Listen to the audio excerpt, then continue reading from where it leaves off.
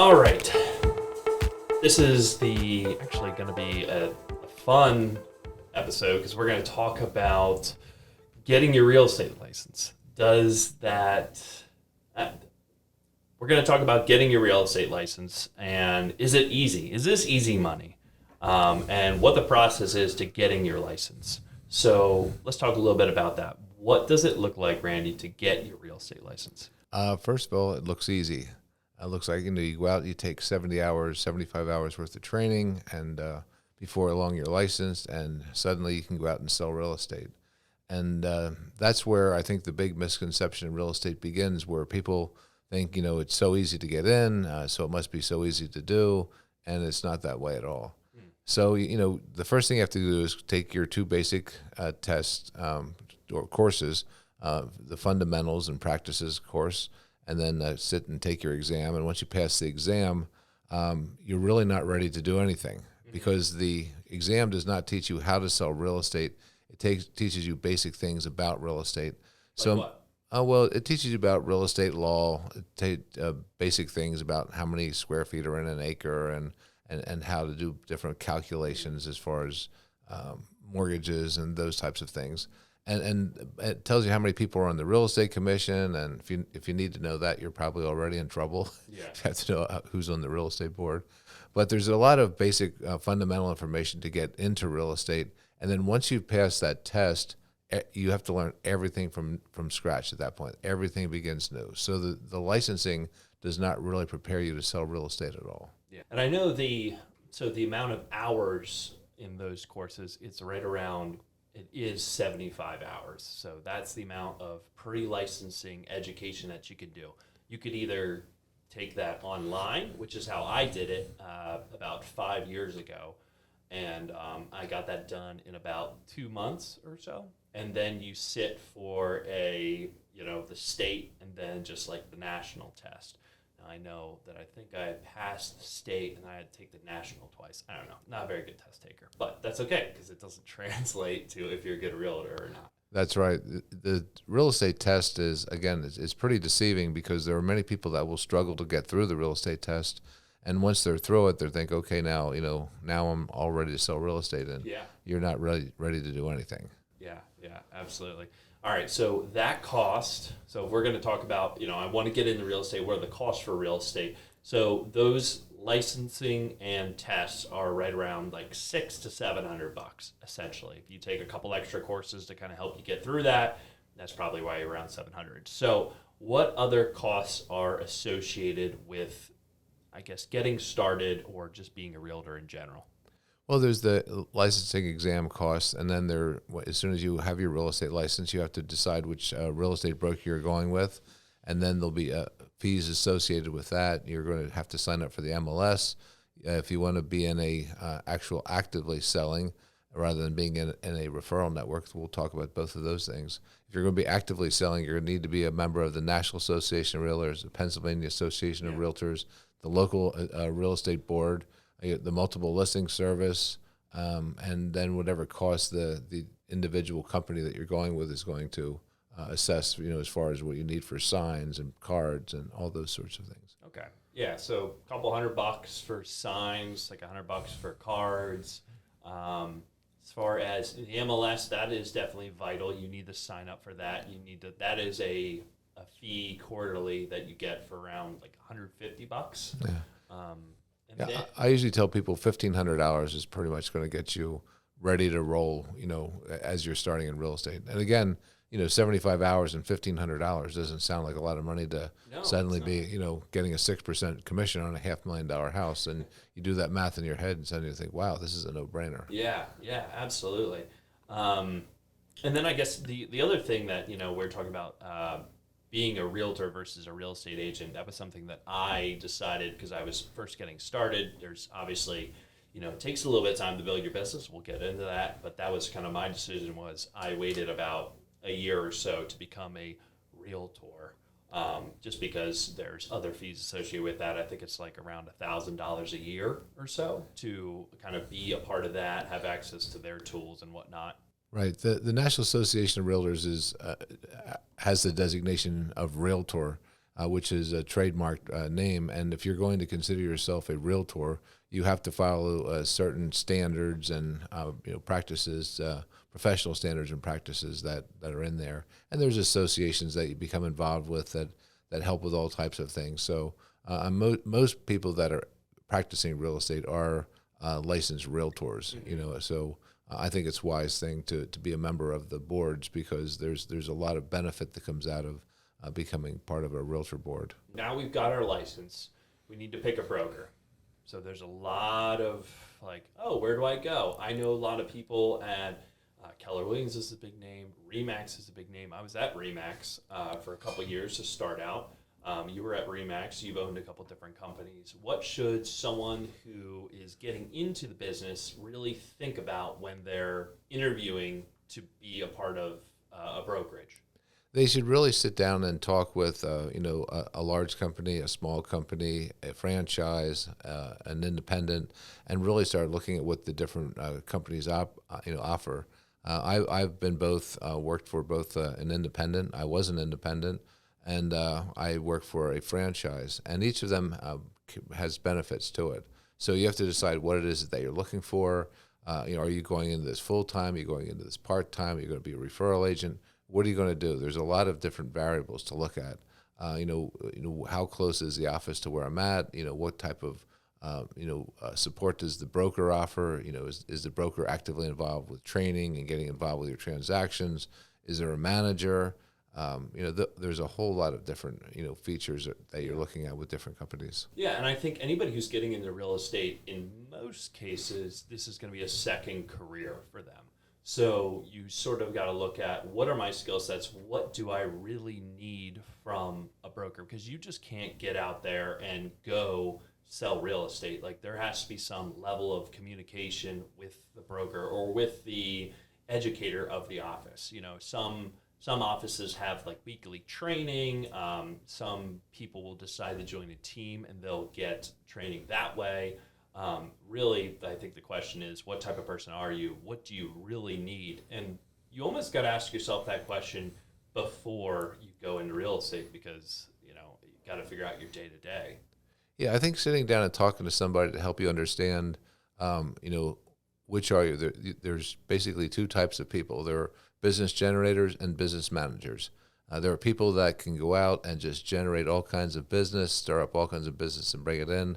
And then there are those types of people that once the business comes to them, they're very good at dotting the I's, crossing the T's, doing all of the logistics to get the deal across the finish line. And most people don't have both skill sets. Very few people have truly both skill sets. I've always been a business generator. I love generating business. That's what I love doing. But I've often found that once I generated a certain amount of business, then I would just kind of back off. Yeah. Because I hated business managing. I hated doing all of the paperwork, the contracts, the filing, the keeping track of everything. That was never my strong suit. And so that most people have to really sit down and take a look at themselves and say, which of those things am I good at? Because the failure rate in real estate is outrageous. About 85% of the people that get in real estate never get anywhere close to making a full-time income. And there are people who get into real estate saying, hey, if I can sell 1 or 2 deals a year, I can pay for a cruise, or I can get new living room furniture. And that's a dangerous thing also, because if you don't do enough transactions a year, you really aren't up on the latest things that are happening in the industry and interest rates. And, so super part-time real estate is a really, really dangerous venture.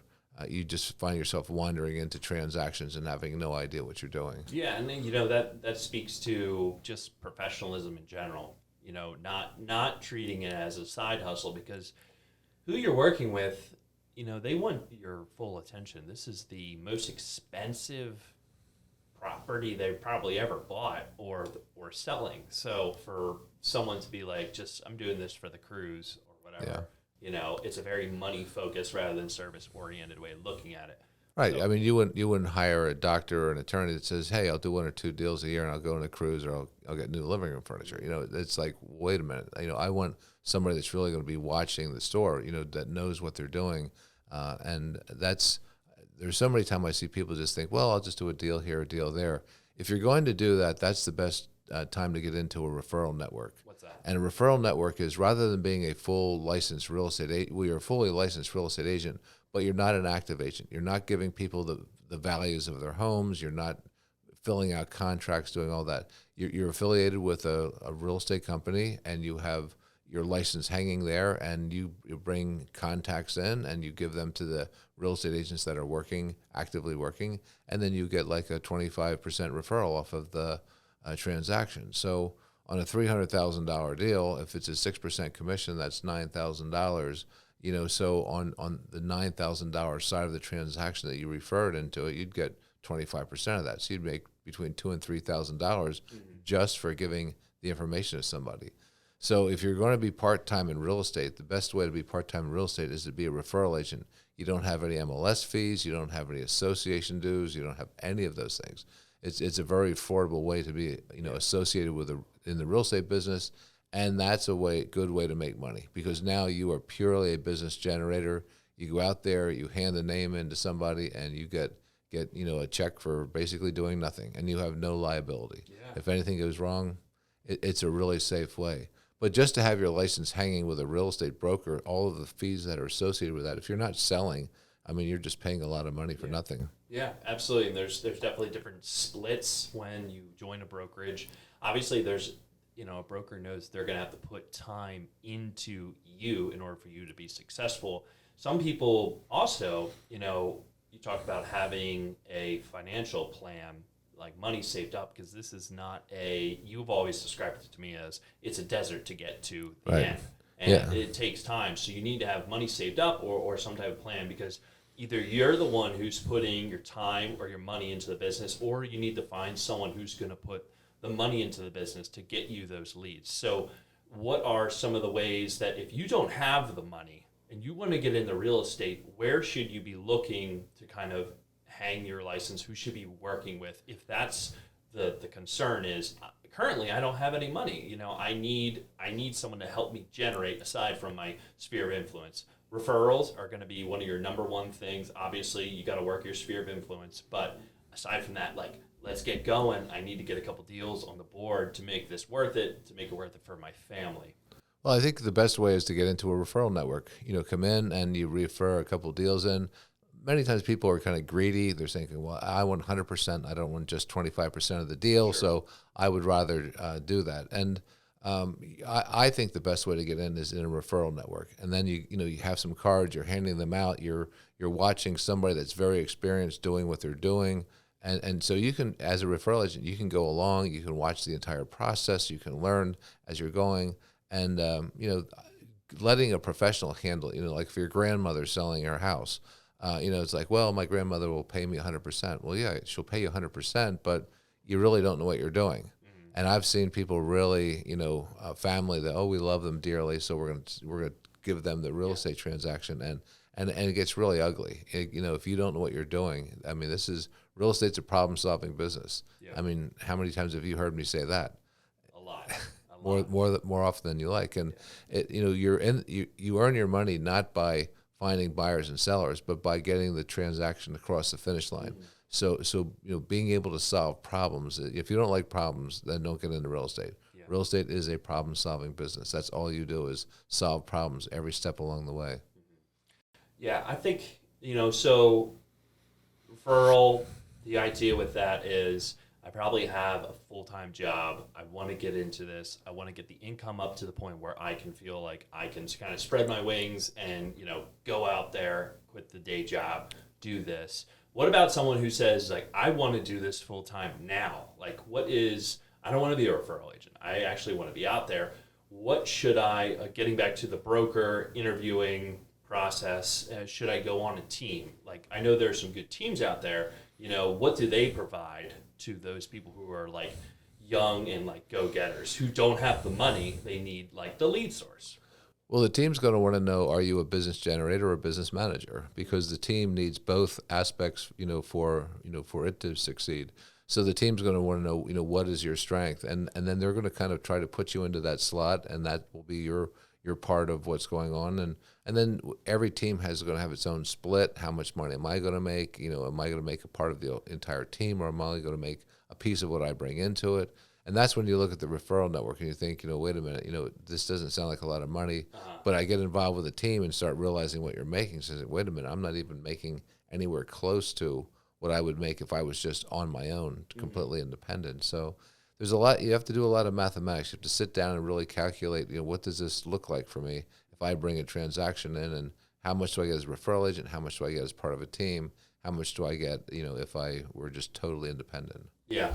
And I think about that, and just to like get back into some of the ways you could business generate. Like I myself, I am not a business manager for the most part. That's like, the cold calling and whatnot. I don't get a lot of satisfaction out of that. I do it. But getting those leads is really important for the business. And you've always told me that, hey, either you generate them or you need to get someone to generate them for you. So whether that is, spending the money to buy leads online or send out mailers or do events, I would say that if you were strapped for cash and you want to get some transactions, it would make sense to be on a team, because a team, they provide, like, not all teams are created equally. So some like hire everything and you don't get any much, but some teams are really good where they have systems where they disperse leads and they can work them. Like that's a pretty good option for starters. Right. And there's a difference between teams and groups. A team is really like a machine that it has multiple components to it, and that's what makes it operate.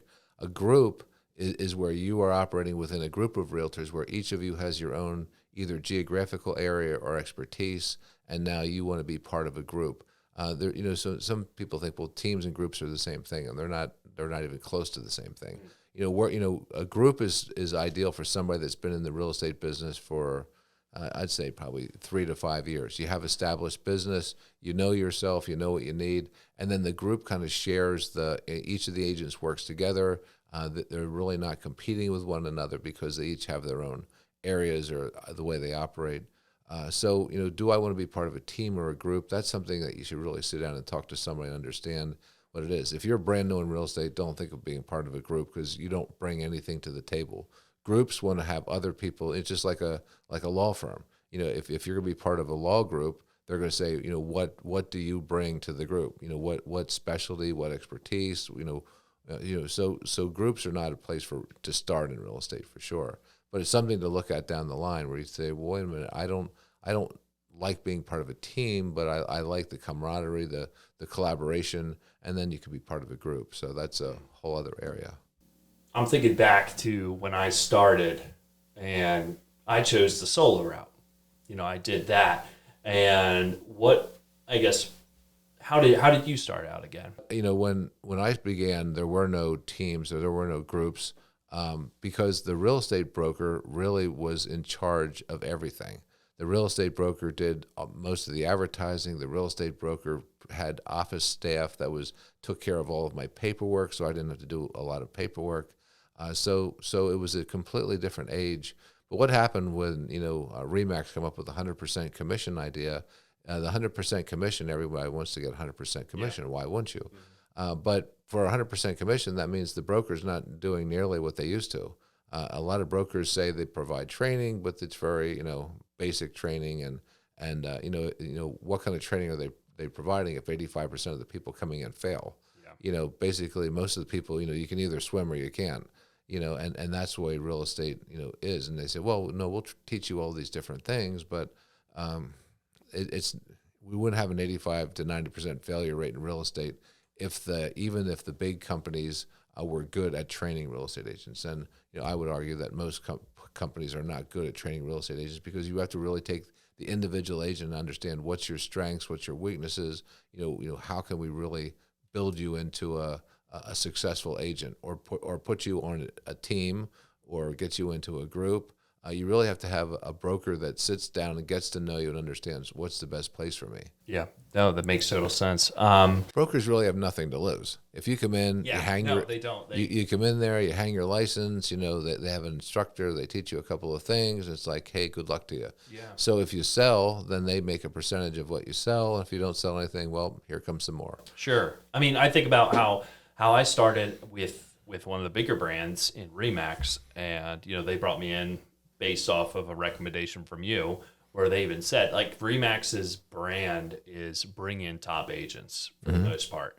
And but they took a chance on me, but that came with the price. They're like, we're going to take 50% of that plus all the office fees and whatnot. And that's getting back to trying to figure out where you should kind of hang your cap. It's like, if you're going to give commission away, what are you getting in return? Yeah. Whether it's leads or training. I mean, I took that knowing that I was going to get incredible training from you, but and I knew that sacrifice was worth it in my time of life or whatever that was. Remax is a phenomenal company. Yeah. I mean, you can't argue that. I mean, they've developed tools and systems, and they're a phenomenal company. Are they ideal for everybody? No. And what Remax A and Remax B could be side by side, and they operate their offices completely differently. Yeah, they're independently owned. They're independently owned, independently operated. So every Remax isn't the same, and every whatever Caldwell Banker is not the same, or whoever else is out there. Every franchise, is Keller Williams. They're all great companies, but they're only as good as the broker that's running the company and the systems that they have in place for that company. So there's been from the time I started in real estate in '88 until now, 35 years. There's a huge change in evolution in real estate in the way it works. The brokers do not get nearly as involved in transactions as they once did. So they hire managers, and if you hire a good manager, that's great. If you hire a manager that really is not that active, then so every company is different. You cannot just say, well, this is this franchise or that franchise, so it's good because it's that franchise. That's impossible. You have to get to know who's the leadership, what systems they have in place. Are they going to get to know you? Do you want to be part of a team or a group? Are you going to be independent? There's a lot of decisions to make.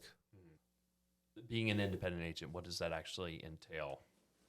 Well, as an independent, what responsibilities really does that? Because there's a lot of back end work people don't see, and also costs they don't see if they're on a team or group or yada yada yada. Like, what is that? How does that look as a solo agent? What can you expect? Because some people, they won't even think about a team or a group. They'll be just like, I'm getting back to the whole, I want to get into real estate. I want to make bank. And right. I want to get all the money. So what's that going to cost, one? And two, what is that going to entail for day to day as a solo agent? Well, as a solo agent, if you're just starting out by yourself as a solo agent, you have a lot of learning. You're doing everything yourself. And as a solo agent, if you want to go away on vacation, or you get sick, or something happens, well, who's covering my transactions for me? Who's going to make sure that the plate's spinning on top of the stick? Yeah, real estate doesn't stop when you leave. I've written offers like in Mexico. Right. I've done a couple of different things, and it's just like, if you don't have anybody to as a solo agent, but I've got a great team at my office, but not team, but I've got a great group of people who will help me if I need it. But it's not easy. Right, and that's part of it. Whether you're going to be independent or team or group, you have to find what's my support systems. If I go down, who's going to help me? If I get lost or confused, who's going to help me? And many times in the real estate industry, people end up basically not doing anything because they become terrified. They'll make one mistake and something will go wrong, and they'll be threatened to be sued, and now they're afraid to make a move. And you have to basically say, who is my support system around me? It's not like, I know 100 people, so I'm going to get all these listings and go out and do all this work. It's like, what's my support system around me to help me? That's very important. Now, what about cost, would you say, for solo? So if you were going to be doing this all on your own, like, what type of costs are you going to incur, aside from the ones getting started and the Bright MLS dues, the realtor fees? Like, what other outside costs? Because in this business, it is primarily on the person. You are an entrepreneur. You are a 1099 employee for whatever brokerage, unless you're working with like a Redfin where you're salaried or something like that. Mm-hmm. So what money do you need to anticipate in order to be successful? Don't get me wrong. There are people who do not spend money and do not build their business, and they are probably the ones who burn out anyway. So how do you kind of... Well, it depends. If you're a business generator and you know how to generate business, It's not going to be as expensive as somebody that is doesn't have any idea how to generate business. So you're putting all of your money into buying leads. So, if you're buying leads from Zillow, you're buying leads from Realtor.com, wherever you're buying your leads from, that's, how much money do you want to make is basically how much money do you want to spend. I mean, I know agents that'll spend, $6,000 to $10,000 a month to buy leads, and think, oh my gosh, well, those agents are making hundreds of thousands of dollars and higher, so the question becomes, what is it that you want to do? And number two, what is it you can handle? Okay, so if you go out and buy 100 leads and, and they all come to fruition, how are you possibly going to be able to handle that? Yeah. So there's always that give and take back and forth. I bought a bunch of leads, so now my income's up because I was business generating, and now all of a sudden I'm business managing, so my leads go down, and that now I have to buy more. So it's finding that happy balance. But the more you spend, the more you make. In real estate, if you want to really spend some serious money, you can make some serious money. But most people don't have the serious money to spend in the first place. Yeah. So that's when you're going out, and shaking hands, kissing babies, going out trying to, do whatever you can to find a lead wherever you can. And that's the way most people start. There's also a very poor assumption that the people I know will work with me. One of the first punch in the gut you're going to get in real estate is when your next door neighbor or your best friend from high school or your cousin doesn't list with you, and you think, oh my gosh, you knew I was in real estate. Yeah, I knew you're in real estate, and I also know you don't know anything. Yep. So why would I list my home with you? And that's hard for them to say that to you. And another thing is you're competing against everybody. Everybody's boss's daughter sells real estate, and everybody's cousin sells real estate, and everybody's next door neighbor sells real estate. So you're competing with an awful lot of people out there. And there's over 40,000 agents in PA. Right. That's a lot. Right. That's a lot of competition. And we're in the probably the most populated part in the Philly suburbs. So. Right. Right. So you're always in competition with everybody around you, and the people that you lose out to, can be very frustrating. I've been doing this business for 35 years, and someone says, well, I wanted to list with my grandson. He just got his license, 6 months ago. It's just like, are you kidding me? If it's a plain, simple deal, that's fine. But, again, real estate's a problem-solving business. You better have somebody that knows how to solve the problem. Because if you don't, people don't realize that's an issue until they're in the middle of a transaction. Yeah, and then there's a lot of money on the line. And, we see it all the time where whether I'm working with a part-time agent or, a first-timer, I'll always check the stats. I'm like, who am I dealing with here? That type of thing. But getting back to the point about the family and friends believing that people are going to use you, and even if you are a good real estate agent, people are going to decide not to use you because, and someone told me this, is like, people don't want you to know their business. Right. And that is nothing. You cannot take it personally. Like, you can take a lot of things personally. There's a lot of emotion in a transaction this big. And I have always said, it's just like, one, I always tell people right up front, it's like, I don't care what the money situation is. It doesn't leave here. That's how it is. But some people are like, I just don't want you to know. Like, I go to church with you. My kids play basketball with your kids. Our wives go to, class together, something like that. It's like, we have the interesting opportunity of, we get to see what's underneath the hood, and not everybody in your direct circle is going to be comfortable with that. So you, as a person, if you're getting into this industry, need to be okay that some people are not going to work with you for that reason, and don't press too hard about it, because, hey, maybe they are the ones who send you a referral instead of giving you the listing, and that's okay. Yeah, people that recklessly combine business and friendship often lose friendships. Yeah, it's delicate. It's very delicate. Yeah, because you get the new guy that comes down and says, I'm going to list your house, and then all of a sudden the house is under agreement. You realize, like, wait a minute, he listed my house like $20,000, $30,000 less than it was worth. How do you get over that? It's just like in every real estate agent in town says, why didn't you list your house for $30,000 or $40,000 or $50,000 higher? Mm-hmm. Oh, my cousin said it was worth this. Well, he doesn't have any experience.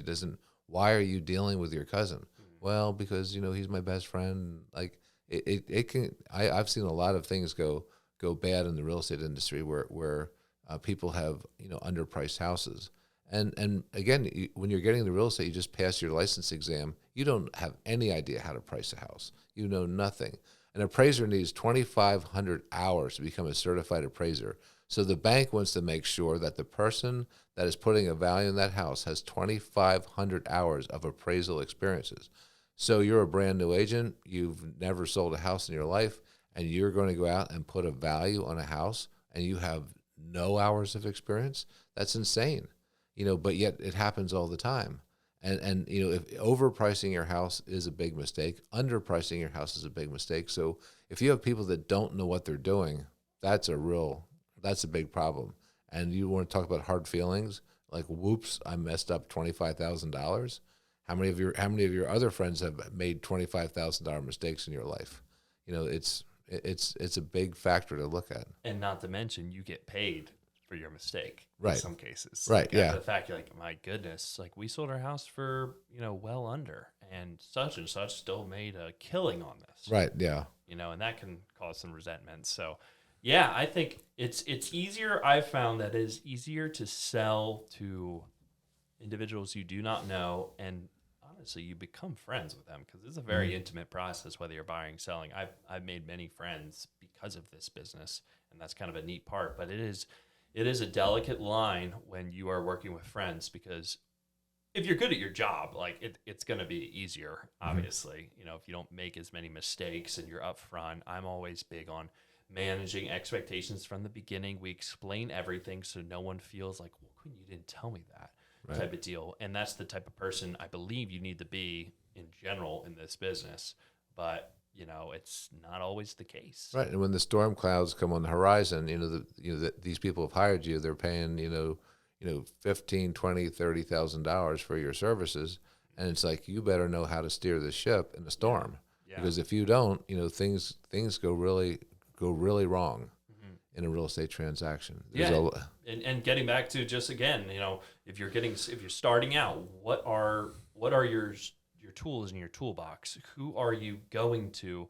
I know when I first started, it's like the first person I'd be calling of it, Randy, I don't really know what's going on here, and try to get like as much information as possible. And people need to know, like, even if, like, when you're starting out, it's like, you need to have an answer to that. You need to have an answer. What if something goes wrong, Quinn? I understand you're new in the business. Where are you going to get this wealth of knowledge, or how are you going to negotiate? We even got into that. Like, that's a whole different art of negotiating the deal. Right. But, having that toolbox to kind of go into, and everybody's got to do it, though, to start out. You do not have all the answers. And as long as you're humble, and then you can tell people where you're getting that knowledge from, and then you'll be fine. Yeah, if you don't have a go-to person, you're in trouble. And like, I've been in the business 35 years, and every year I'll see something that I've never seen before.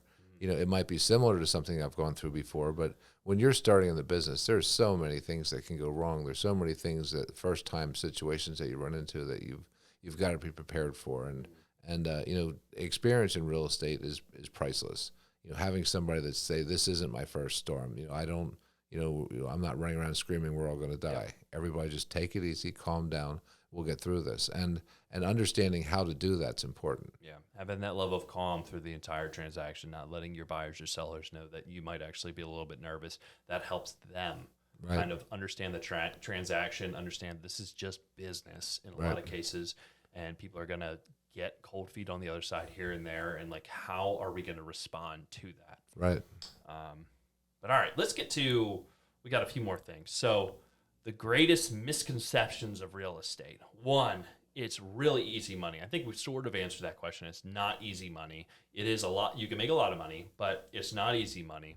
The second one is probably, I'd say this is the biggest one, though, is if you get into real estate, it's going to be flexible hours. You can work whenever you want. You can work from home. You do not have a 9 to 5, that 40 to 50 hour work week that you've got as a W-2 employee. You only get 2 weeks worth of vacation. That all sucks. And if you do real estate, you're going to have all the flexibility in the world to do what you want. One of the most shocking things about real estate is the spontaneity of it. And that is that, everybody's fine and happy, on Saturday, and by Monday morning, they're selling their house.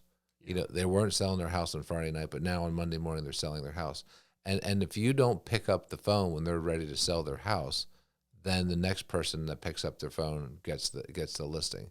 And the spontaneity of it, people buying and selling, is just ridiculous. You can how fast it happens, and how people will just make a split decision to make these big moves. And that's where, you know, someone has to be explained to you. Say, you realize if we put this house on the market and we have it under agreement, there's no way to get out. It's not like you can say, well, I've changed my mind. There's no way to get out. There's a thing called an action for specific performance, where a buyer can force you to do what you said you were going to do. And that's, you know, that's a scary thing. So if you spontaneously decide you're selling your house in the middle of, you say no, you have to understand, this is it. You're locked in. You know, and with buyers, they'll put crazy offers in, and then if you're not watching, they're not qualified. So this whole business of saying, well, gee, this is easy, I can kind of come and go as I please. You are continually on call. You know, it's a problem solving business. So you're the Coast Guard. Yeah. You know, you've got to be ready to respond when something goes bad. Yeah. And whether you're on vacation, or whether you've got the flu, or whether, you're at your brother's wedding, they want answers. Yeah. And that's a pretty good point. The spontaneity of it, interacting with a life that is built on structure. You're going to have structure in real estate, but you got to have some give. And something to think about is, not only do you need to have give, there needs to be a conversation between you and your significant other, or your family in general, your friends. I may need to do some things when it is not convenient for us, because I'm going to make this living work for us, because we can obviously do very well doing it. And having that just understanding, partner to just see, like, okay, Quinn's got to step out and make a call. Hey, we got to be 30 to 40 minutes late. He just all of a sudden he has to write an offer, or we need to, put out a fire on a Friday night before we go out to dinner or something like that. Right. I mean, that was probably one of the hardest things that Eric and I kind of went through, was just understanding that, weekends can sometimes turn into this big storm, and we have plans. I got to work late into the night or wake up really early. Like, you have to make the sacrifice to do that, because it's like, okay, well, I have this 3-hour period where I'm going to a party of some sort, and now I have to do something or another, and my phone's still on. Like, we're always on in this industry. But I think that family thing is really a conversation you need to think about before. Yeah, real estate's a lifestyle. It's not just a profession; it's a lifestyle where you have to be used to the fact that you're going to be, having to spontaneously say, like, I'm going to write this agreement. I'm going to do that. I was a police chief before I got into real estate, and I was an ambulance driver. So my wife was used to me vanishing on a moment's notice. Yeah. So she, kind of was used to, crazy hours. But when I got into real estate, my daughters will tell you that there was probably not a single event in their school years that I ever missed. There were times where as soon as it was over, I was running off to show a house, or, I would put their schedules into my calendar, and then, that was an appointment to me. But before and after, it's just like, if you don't have something going, then I've got to have the flexibility to come and go as I please. Yeah, absolutely. And it is one of the reasons why I got into this industry. When we had that conversation 5-6 years ago, you're like, you can make time for family. It's not easy, but you can make time like that. But there's a lot of other things that you do give up for that. Right. Yeah. When you're saying, why are you taking this call in the middle of the family, Christmas party? Yeah. I need 2 minutes. I need 5 minutes. Mm-hmm. And that's, again, that's a relationship thing. That's a lifestyle thing that your spouse, or your significant other, your children have to understand. Say, listen, I'm going to be giving you 100% of focus when I can, and when it's absolutely essential. But there are times where I'm going to be making notes, making calls, responding to texts, because I'm in the sales business, and if I miss one, then it's going to cost all of us. Yeah, and you got to think, it's an emotional side. Like, just because we are with family doesn't mean the buyer seller is not thinking about their sale at the moment, and right. They need, some people say it's like you're a salesperson and also a therapist at the same time. Sure, and you're at the family picnic and suddenly the deal died. Yeah. That, and when a deal dies, it's a big deal. It's a death. Yeah, it's a death. You need to respond to it. Yeah, absolutely. Yeah, no, it's a really interesting tightrope walk in the beginning, kind of figuring out that because you're used to having weekends and your spouse still may have weekends Yeah. and you don't have weekends Yeah. and you don't have paid vacations anymore. That's one thing to always think about is like, yeah, you can take off whatever you want, but you don't get paid. Right. It's like you only get paid when you sell a home. Right. So those transactions continue, whether it's a 45 or a 60-day close. Like you might hit a certain time where you need to be present. And another thing is right now we have some of the lowest inventory in the last couple decades. So that means that when homes come on the market, if you're helping someone sell their house and buy a house, or if you're helping a first-time buyer buy a house, you owe it to them when you say that you will be their agent to help them get into the homes immediately and make that decision, is this the right home? And if you're not the one who is putting clients first, you are going to lose out and your clients are going to lose out. Right. My specialty is senior housing solutions, dealing with seniors. And sometimes, selling the house might look like the best possible thing. But, if you have to look at basically, 5-year look back periods and how much money you have, if all of your money is in the bank, Medicaid could take that money instantly. If you have the money still in your house, then Medicaid can't take it.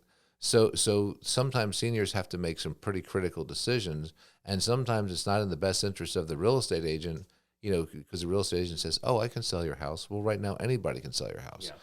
But it's not the best thing to sell your house. So you have to have, be an agent that's going to say, "Listen, the best thing for me is to talk them into selling their house." But when they're standing there with a bucket of cash, now they're completely vulnerable. They're for the next 5 years, Medicaid can take all the money they have. So, there's all of these different things that expertises and levels of understanding that you have to have, that when you're picking an agent. And if you're an agent that can actually sleep at night and just say, "Listen, I want to do the right thing for these people. The right thing for these people is not talking them into selling their house. It's getting, in-home care at home and other options to them." So, there's a whole lot of different variables goes into this job. Yeah, and I think just to kind of wrap things up, it's like you've been in the industry for 30 plus years. 35. I've been in it I'm going on my 5th year here. It is not an easy job to start. It is a very rewarding job when you're into it. You have to be willing to invest your time. You have to be willing to invest your money. There is sacrifice with it. And, there's the startup costs like $1,500 or so. But it's a full, like you said, it's a lifestyle. It's a lifestyle of problem solving, and your family has to be okay with it. You also have to be, it sounds so stupid, but you always have to be you have to be willing to talk about your business all the time with friends and families. You get how's the market? It sounds so silly, but it's just like, if people don't know what to talk about at a picnic, they come to you to talk about it. And well, that's great, because it's like once you're known as the person, then hopefully they use you when there's time for a transaction. But you always have to be on. And I think that some people are just like, I just want to put work down. I don't want to have to worry about this. And you have to just be okay that this is something someone's always going to want to ask you about it, because it's in the news, and the news is always negative. And it's just like, and everybody thinks they can do it. They think they can do your job. And that's a whole new like psyche thing that you have to deal with all the time, because after hearing all this, not everybody can do this. I think that some people can hear, okay, maybe this wasn't as easy. I still recommend, like, at the end of this, if for some reason you say $1,500, under $1,000, I could get my real estate license hanging with a referral broker and then just send leads to Quinn or send leads to Randy or someone else I know. That is a really good way to just like get some, side hustle money or something like that. But it is such a commitment to going full time in this industry. So I'm hoping that this podcast sort of outlined all the intricacies of getting into real estate, what it looks like, and how much time goes into it. So, thanks for coming on, Randy. Really appreciate all Thanks for the having me. time. And I think